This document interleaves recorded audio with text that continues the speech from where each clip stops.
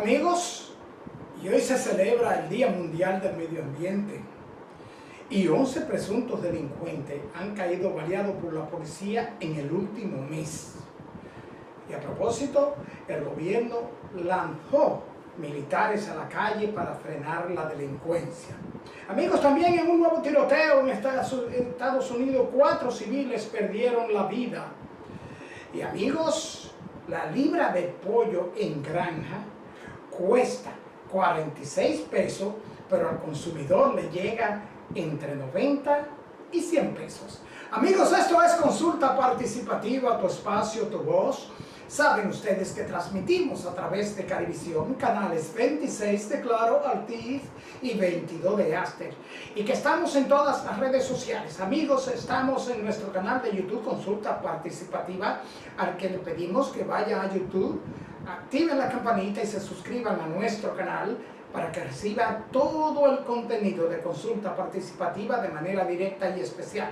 Amigos, también estamos en Instagram como @consultapar, en Instagram también como Ricardo Pelman, todo juntito, Facebook Consulta Participativa, Twitter @consultapar y nuestro número de WhatsApp, nuestro número de contacto 809-769-4500.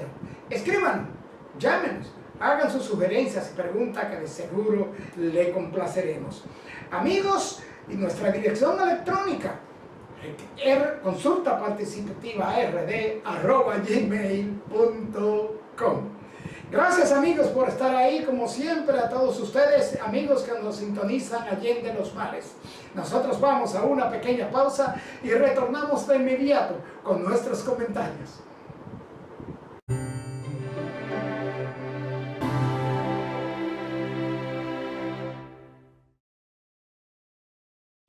Amigos, y hoy se celebra el Día Mundial del Medio Ambiente. Esta fecha en la que se señala que se necesita un esfuerzo global en el marco de la celebración de este día, para que todos, aunando esfuerzos, cooperemos con el medio ambiente y preservemos la salud de los habitantes de nuestro planeta y también la naturaleza. Hay una campaña a nivel mundial de motivar a las personas y comunidades para que se conviertan en agentes activos del desarrollo sostenible y de la protección del medio ambiente. Es por esto que se invita a las personas a mejorar sus hábitos de consumo y a las empresas a desarrollar modelos ecológicos y a los gobiernos a proceder a educar a la población con respecto de nuestro medio ambiente. Amigos, y en el último mes al menos 11 presuntos delincuentes han caído abatidos durante enfrentamientos con la Policía Nacional. Esto en distintos sectores del país. Esta situación está ocurriendo, amigos, en un periodo en que la ola de hechos violentos y delictivos arropa al país y cuando al menos 15 agentes de la uniformada han resultado muertos a manos de la delincuencia en todo lo que va del 2022. Esto se produce también, amigos, poco después de fuertes críticas hacia la fuerza del orden. La más reciente balacera ocurrió en la tarde del martes pasado en el sector La Ciénega, cuando agentes de la policía ultimaron a 4 presuntos delincuentes y dejaron a 2 heridos. Ellos pertenecían, según la uniformada, a la banda llamada Los Menores, y los fallecidos fueron identificados como José Miguel Calderón, mejor conocido como Bombo, de 20 años de edad, y quien era señalado como el cabecilla de la banda delictiva, Kelvin Santos de la Cruz, alias Jamaico, Gerald David Peralta y otro solo identificado como Yael. Y a propósito de estos, amigos, el señor presidente de la República, licenciado Luis Abinader, lanzó el jueves pasado un operativo conjunto entre la Policía Nacional y los miembros de las Fuerzas Armadas que inició la tarde del mismo jueves para el combate a la delincuencia y los instruyó a actuar con respeto a los derechos humanos, pero con firmeza. Dijo el señor presidente que los golpes que se le han dado al narcotráfico durante su gestión también han incrementado el narcotráfico y los hechos delictivos en barrios. Quiero decirles que confío plenamente en las actuaciones de la Policía Nacional y sé que van a actuar con respeto a los derechos humanos, pero con la firmeza que se necesita en estas circunstancias.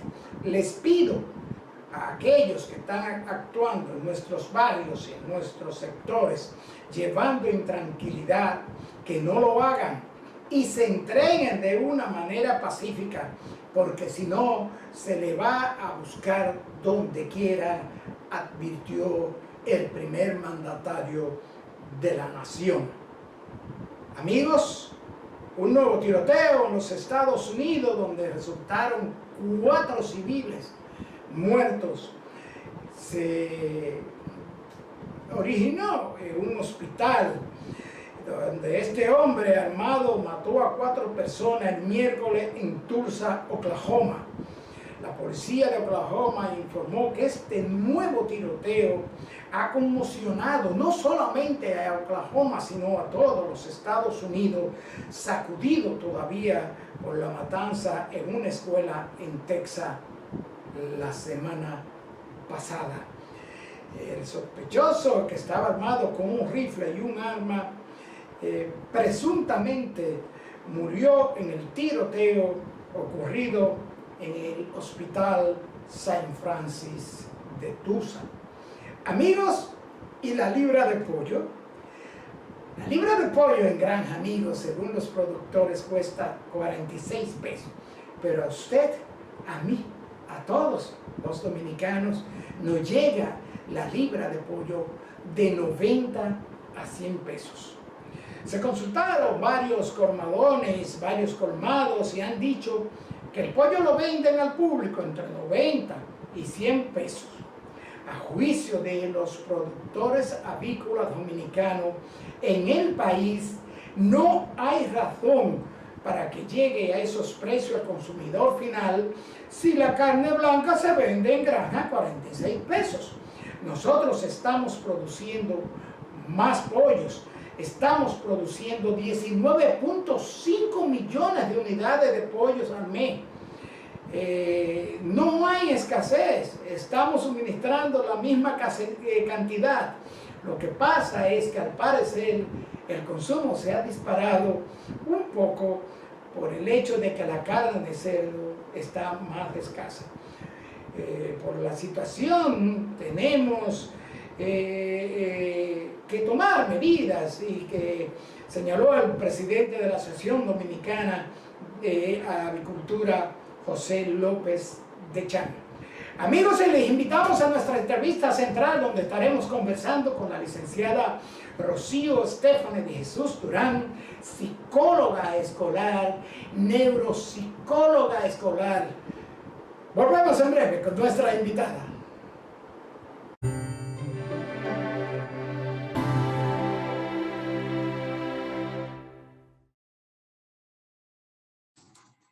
Bien, amigos televidentes, hoy tenemos en Consulta Participativa un conversatorio interesantísimo con una amiga y cooperadora de Consulta Participativa, quien por allá, por unos 3, 4 años, pues estuvo con nosotros y ciertamente que nos orientó bastante con muchos asuntos que las personas desconocen o quieren ignorar. Se trata de Rocío Estefany de Jesús Durán, licenciada en Psicología Escolar magna cum laude, con máster en Neuropsicología aplicada a la educación. Bienvenida a su casa, licenciada Rocío Estefany Durán. Hola, muchas gracias, Ricardo. Yo feliz de poder estar nueva vez con usted en este programa tan maravilloso, luego de un tiempito y a través de esta vía, pero feliz. Muchas gracias por la invitación. Gracias, licenciada. Usted sabe que esta es su casa porque esta Claro, es la tercera vez que usted está en consulta participativa y así. siempre su presencia en consulta participativa llama la atención y muchas preguntas que usted contesta con esa propiedad que tiene. Que Dios se la bendiga. Amén. Muchas Sí, gracias. sí. Licenciada, vamos a arrancar de una vez con una pequeña reseña suya. El asunto de la condición suya, usted tiene una página de internet que se llama Persona Pequeña. ¿Cómo se da cuenta la familia? Porque tengo entendido que usted es nacida de padres de estatura normal y sus hermanos todos son de estatura normal. ¿Cómo es que nos damos cuenta, se dan cuenta los padres de esa afección que usted tiene? Bien, mi madre me cuenta que yo nací como una niña normal, o sea, una condición normal, y no fue hasta los 2 años en la cual ella se dio cuenta que yo no me estaba desarrollando, al igual que mis hermanos, y también notó algunos cambios o algunas señales en mi proceso de crecimiento, en los huesos. Ahí ella procedió a llevarme al médico y ahí luego de varios estudios que me hicieron genetistas, ortopedas, me dieron el diagnóstico de una displasia esquelética que provoca enanismo y en este caso la mía es displasia epifisaria múltiple. O sea, y esas displasias que le diagnosticaron, ¿era corregible? ¿Era crónica? ¿Se necesitó tratamiento? ¿Qué tipo de tratamientos?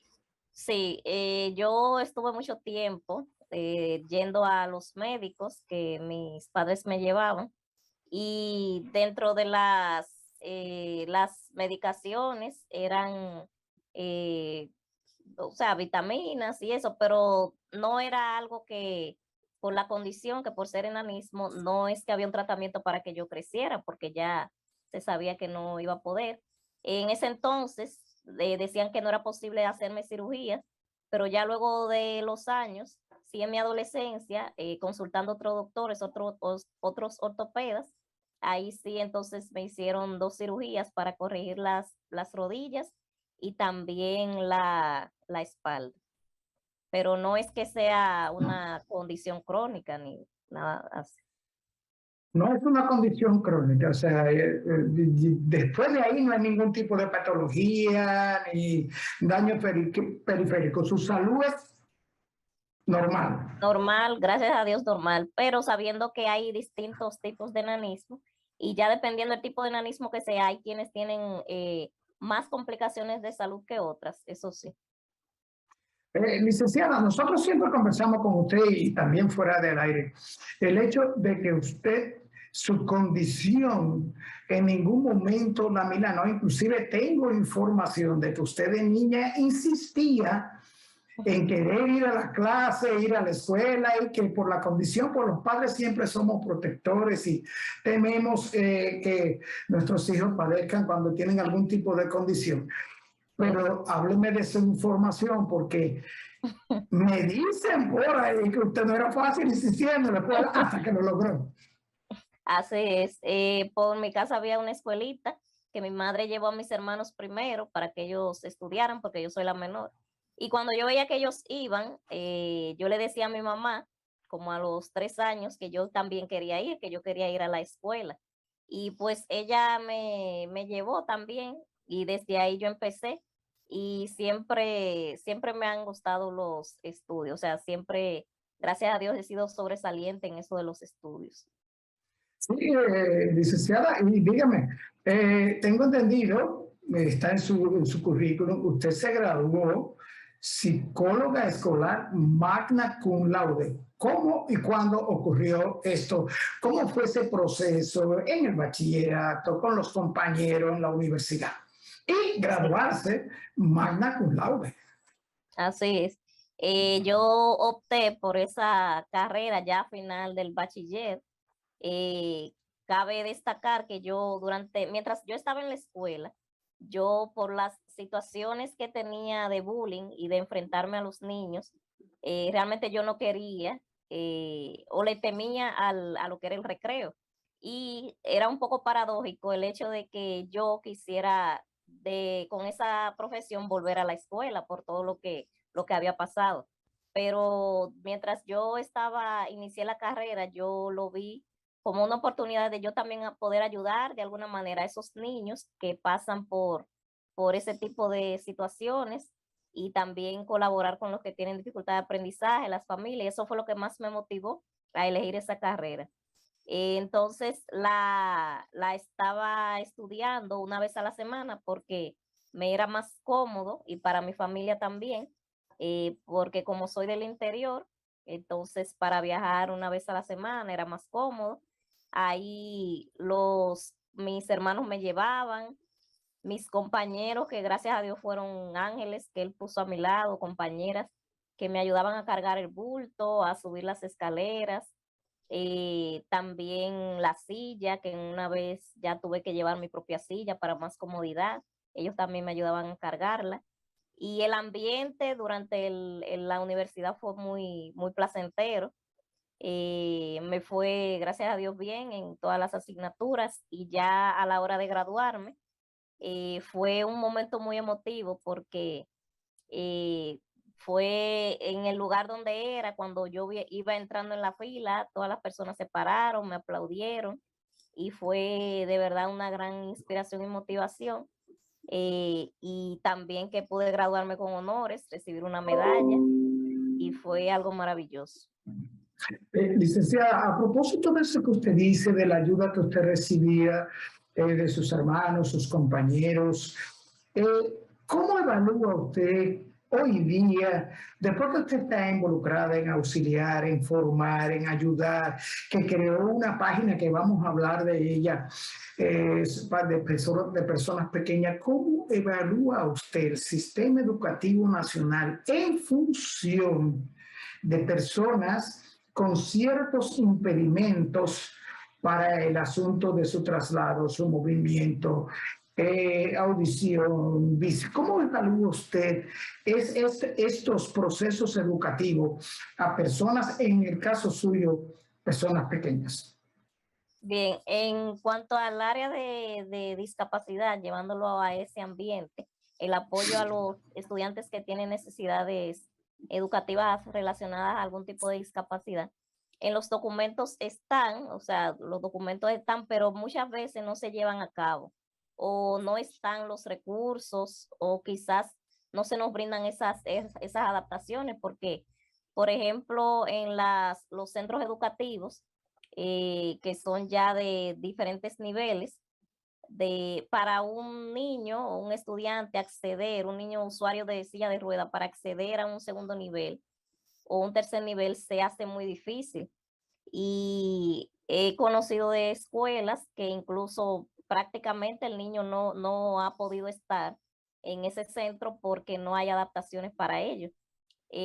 Al igual que con el tema de otro tipo de discapacidad, de la audición, que tendrían que ser referidos a centros especiales ya mayormente en Santo Domingo, porque en las provincias que somos del interior es más difícil conseguir ese tipo de apoyo y sobre todo esas familias que son de bajos recursos económicos, que tienen que movilizarse obligatoriamente a la capital. Y muchos entonces se quedan sin recibir la educación porque se les hace muy difícil. Entonces yo siento que en ese sentido sí, todavía nos falta mucho en esa parte.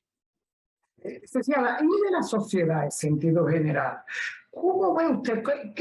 ¿Cuál es la percepción de la sociedad hacia las personas pequeñas, hacia las personas con enanismo?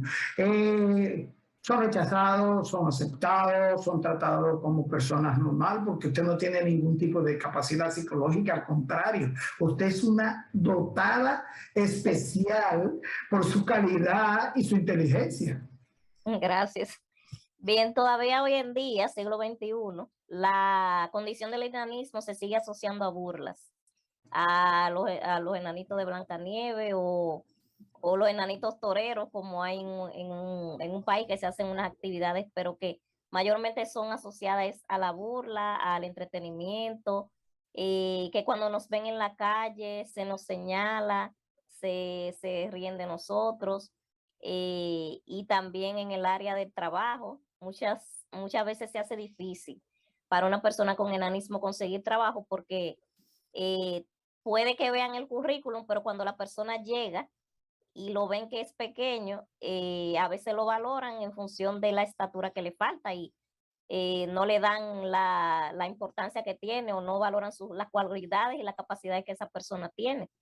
Entonces, es ese rechazo social, el creer que no somos capaces para realizar determinadas cosas.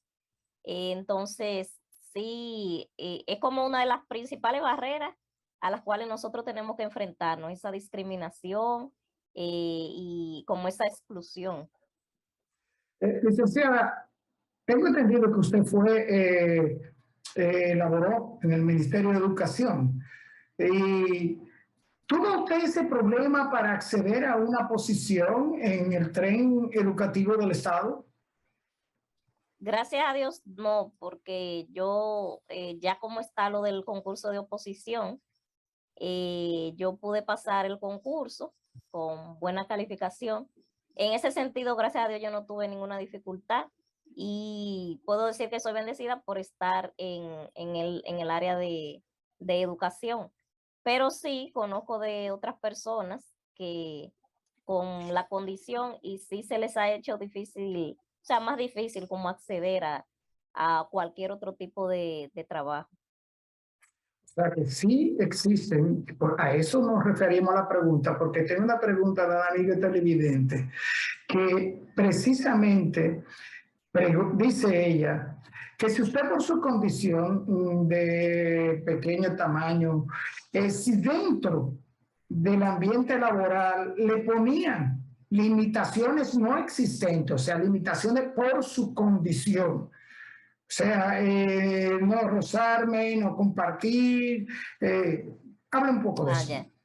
Bien, yo he tenido puedo decir que la bendición de que estoy trabajando en la misma escuela donde yo estudié y por eso ya como todos me conocen, en ese sentido no ha sido difícil. Me han hecho algunas adaptaciones, mi escritorio, la parte de entrada a mi oficina. En la escuela, como es muy grande, yo utilizo un scooter eléctrico porque ya yo no puedo caminar mucho, y me adaptaron esa parte para yo entrar a mi oficina en el scooter y en eso no he tenido limitaciones en la parte arquitectónica y con mis compañeros de trabajo, pero sí hay padres, en una ocasión una madre que no me conocía, ella no quería que yo atendiera a su niño por mi condición, o sea, por el simple hecho de que yo era pequeña, ella como que no confiaba mucho en que yo atendiera a su niño. Entonces, esa parte sí la he experimentado. Sí, precisamente, licenciada, y a propósito de que vamos a entrar en el aspecto de la psicóloga, de la profesional, de la formadora, en ese aspecto tenía y tengo la pregunta sobre el comportamiento de las familias en relación con sus hijos siendo educado y formado por personas con cierta condición. Y para iniciar este proceso, yo quiero que usted me diga, licenciada, la psicología aplicada a la educación. ¿Qué es esto? Después de la pausa.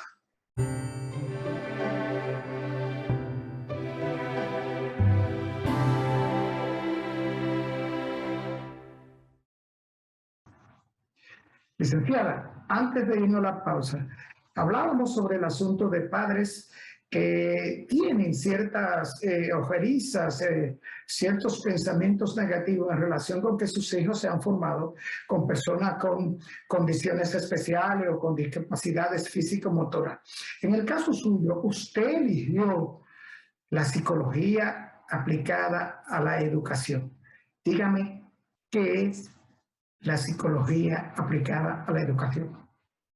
Eh, es el estudio del comportamiento de los estudiantes en el ámbito escolar, y también ya de manera práctica es ofrecer estrategias a los estudiantes y a los docentes para mejorar lo que es el aprendizaje y también la convivencia escolar. Ahí nosotros detectamos, prevenimos posibles condiciones que se presentan ya en la niñez. O sea, nosotros seríamos los primeros en detectar eso, y ya dependiendo de los pasos que demos con los niños, hacemos un referimiento a un profesional ya de la conducta más especializado si entendemos que así lo amerita. Y ya en la parte de la neuropsicología, que fue el máster que estudié, entonces es la relación del cerebro y la conducta de los estudiantes. Ahí entonces sería como trabajar esa parte.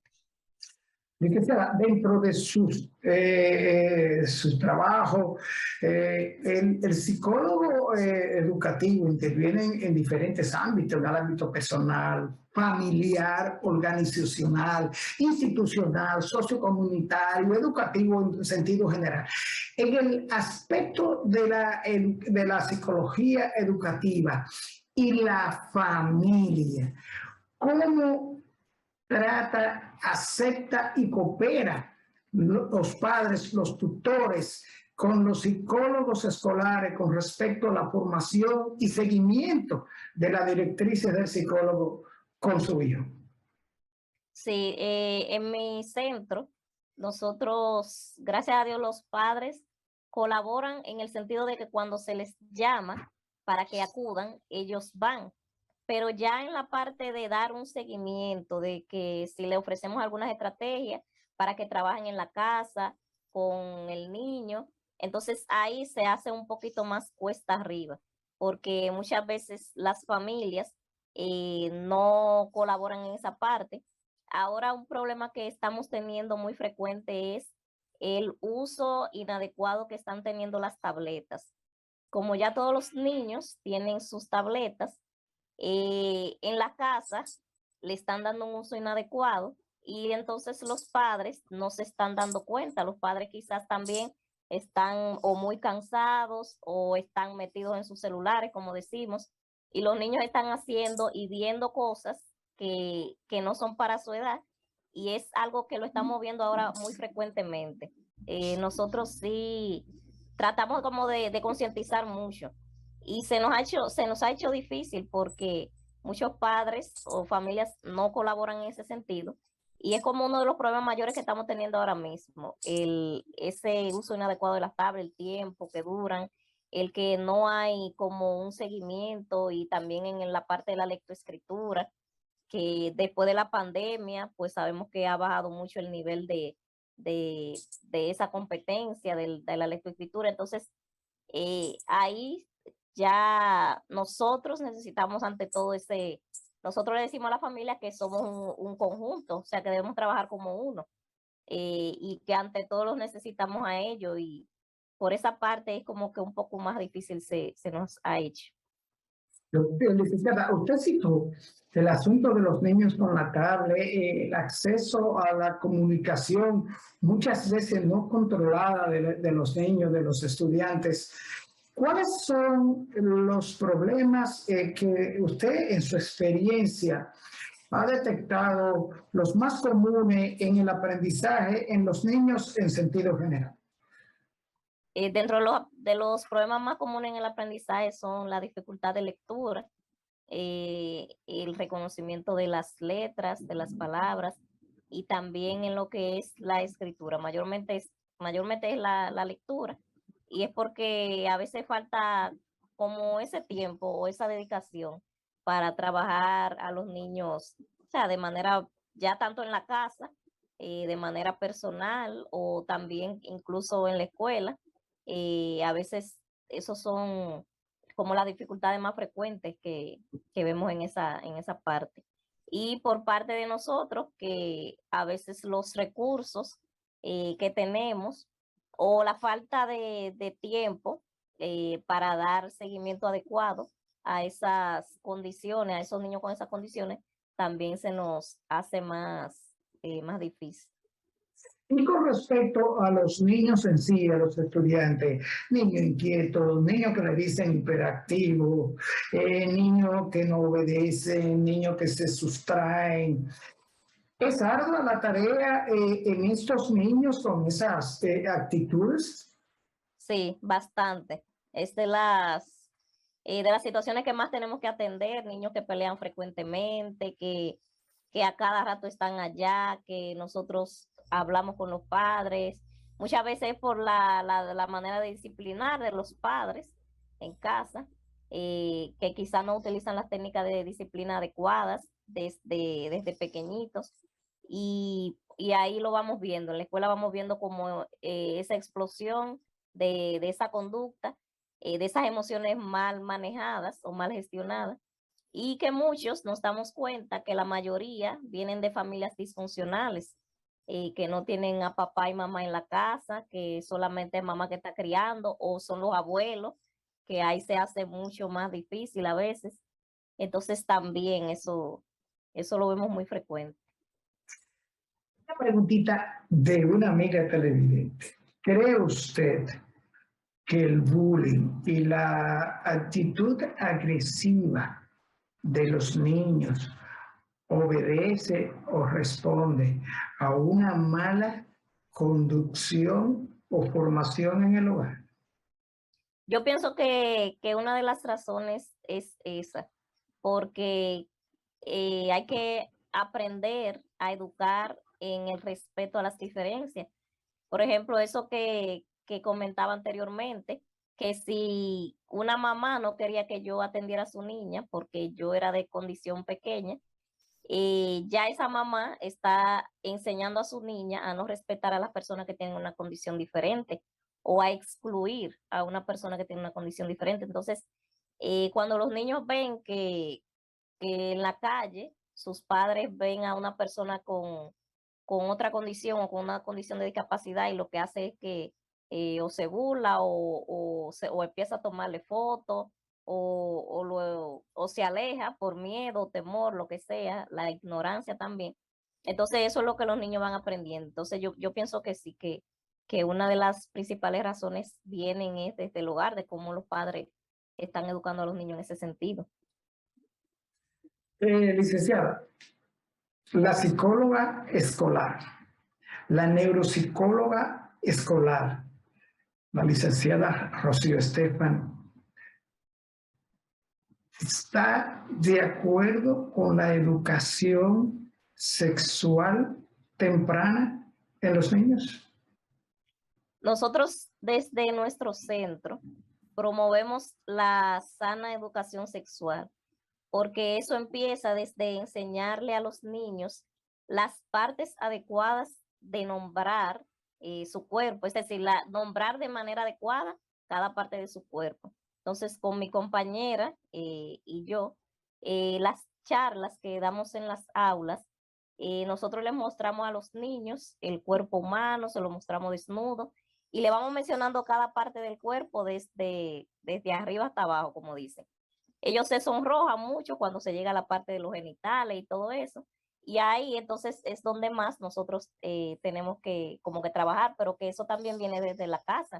O sea, que los padres puedan enseñarle a los niños el nombre adecuado de cada parte de su cuerpo, el que no pueden tocar tu parte íntima, cualquier persona, o mostrarte, o pedirte que te toquen. Eso es algo que también nosotros tratamos de promoverlo mucho. Esa sana educación sexual, que no sea como de una manera distorsionada, que no sea con tabú, pero tampoco como de una manera distorsionada ni con morbo. Pero yo pienso que sí, que eso es vital, que se enseñe desde las familias y también pues en la escuela. Y nosotros tratamos de ofrecerle a los padres lo que entendemos más adecuado. ¿Incluiría esa aprobación, esa convicción, el aspecto de la sexualidad, o sea, el aspecto de las preferencias sexuales, ver, educar y formar a los niños para que la preferencia sexual de una persona no sea ningún obstáculo para compartir y estar juntos y mostrárselo y enseñarles sobre eso? Sí, y también, o sea, yo pienso que el respeto ante todo, porque hay que enfocarse mucho en la persona, en esa historia que la persona ha vivido, porque ante todo es conocer la persona, o sea, cuáles son las situaciones que ha vivido, eh, por qué manifiesta esa orientación o esa preferencia, entender, aceptar, y yo pienso que ante todo es enfocarse primero en la persona y darle ese, o sea, ese apoyo, esa aceptación y lo que consideremos necesario para que pueda desarrollarse en la sociedad y pues enfrentar las situaciones que vengan o los comentarios que vengan. Licenciada, usted es de la que podríamos decir como psicóloga escolar, de las primeras personas, luego de los padres, que podrían detectar y darse cuenta de cualquier problema que tenga el niño neurológico y eso. En cuanto a la psicología aplicada, la neuropsicología aplicada a la educación escolar, ¿cuáles son estos detalles que llaman la atención al neuropsicólogo escolar y cuáles son los casos que mayormente se detectan o usted ha detectado dentro de esta especialidad? Los casos que más se detectan son las dificultades que los niños tienen en cuanto al aprendizaje, principalmente el aprendizaje de la lectura. Ya ahí, después de aplicarle algunas pruebas psicopedagógicas y también los referimientos que se hagan necesarios a un neurólogo para descartar, ya ahí es como nosotros vamos viendo si quizás hay alguna alteración en el cerebro o alguna afección y entonces buscar las herramientas más adecuadas como para trabajar eso. También en lo que es la parte de la conducta, que muchas veces viene de situaciones o alteraciones que hay en el cerebro. Ya en esa parte sí trabajamos más de cerca es con los psicólogos clínicos. Los psicólogos clínicos y el psicólogo escolar tienen esa comunicación, respeta al psicólogo clínico, pone atención a las recomendaciones del psicólogo neuropsicólogo escolar. Sí, aunque o sea, en mi área no es que la aplico ya de manera, vamos a decir, formal, así, el área de la neuropsicología, porque ya lleva como más tiempo y es algo más personalizado. Pero sí, tiene que haber una comunicación entre el psicólogo clínico y el psicólogo escolar y brindarnos ambos las estrategias que se consideren necesarias para también trabajar con la familia y que estemos a una, que ambos, que estemos a una. Licenciada, no podemos ir sin hablar de su página de las personas pequeñas. Sí, tenemos esta página que la creamos ya vamos a tener 3 años ahora en junio, estamos de aniversario, y es con el objetivo de poder contactar a personas con enanismo en nuestro país y así crear una asociación que brinde información a las familias acerca de esta condición, también trabajar en pro de una sociedad con mayor inclusión y respeto hacia las personas de talla baja, la no discriminación, hacer más visible la condición para que haya una mayor aceptación. Y también, ante todo, trabajando con las madres para que puedan educar a los niños en relación a la aceptación, la autoestima desde temprana edad y que puedan relacionarse con otros niños de su condición. Entonces estamos en Facebook como Personas Pequeñas de la República Dominicana, también en Instagram, @personaspequeñasrd. A través de ahí compartimos muchas orientaciones, hemos hecho muchas entrevistas, muchos encuentros virtuales ahora con la pandemia, que nos han ayudado bastante y pues les invitamos a que nos apoyen. Sí, licenciada, y en cuanto al Estado, ¿es una ONG? ¿Ya usted tiene constituida una ONG? ¿Tienen constituida una ONG? Y si no, en cuanto al Estado, la cooperación, la aceptación, el contacto, ¿cómo vamos por ahí? Todavía no está constituida como una ONG. Realmente hemos tenido o sea, muchos obstáculos porque uno de los principales obstáculos es que muchas personas que también tienen la condición, sobre todo los adultos, no les interesa mucho pertenecer a este tipo de asociaciones. Entonces, por esa parte hemos tenido un poquito más de como de resistencia. Quienes más muestran interés realmente son las madres que tienen niños con esta condición. Pero ya por parte del Estado, aún se podría decir que no hemos llegado quizás a donde quisiéramos o que tenga más, como más alcance, pero sí quisiéramos que pudiesen tomarnos en cuenta, o sea, tomarnos en cuenta en relación a las leyes, a las personas con discapacidad, porque nos excluyen, piensan que no es una discapacidad, pero sí lo es. O sea, que nos tomen en cuenta en cuanto a adaptaciones de las instituciones, en esas leyes de inclusión y todo ese tipo de cosas que se nos haga más visible. Licenciada, 30 segundos. Un mensaje a los padres amigos de Consulta Participativa sobre la psicología aplicada a la educación y sus hijos. Les invito a los padres a que conozcan mucho a sus hijos, que pasen tiempo con ellos y que estén muy de cerca con la escuela, muy de cerca, pero en el apoyo de qué puedo hacer, cómo puedo ayudar, qué me recomiendan para mis hijos y sobre todo ponerlo en práctica también. Nosotros desde la psicología escolar siempre estamos dispuestos a ayudar, a escucharles y cualquier inquietud que tengan pueden acercarse al psicólogo escolar de su centro y exponer la situación de manera receptiva y que busquemos entre todos la solución más adecuada. Bien, licenciada, se nos acabó el tiempo. Usted sabe cómo es esto en televisión. Lamentablemente se nos quedan muchísimos temas y muchísimas preguntas, pero usted sabe que las puertas de consulta participativa para usted no tienen llave.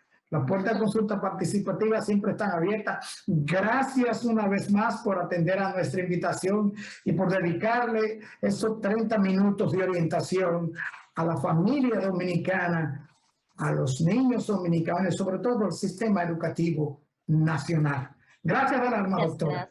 Gracias a usted. Bien, amigos televidentes, después de ese conversatorio con la licenciada Rosy Estefany de Jesús Durán sobre psicología escolar y neuropsicología aplicada a la educación, solo nos resta decirle que tomemos en cuenta la realidad que está viviendo el mundo en estos momentos de pandemias, también de guerra, y que cooperemos con nosotros mismos, con nuestra familia y nuestros amigos, nuestros relacionados, tomando medidas preventivas para evitar los contagios. Ahí tenemos la viruela del mono símica, tenemos el COVID, amigos, que ha habido un ligero aumento de contagios en nuestro país.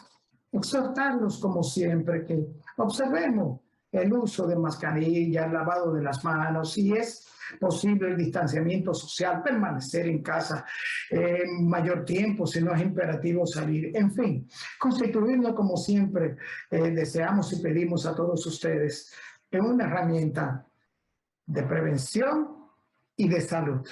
Amigos televidentes, nos vemos en la próxima entrega.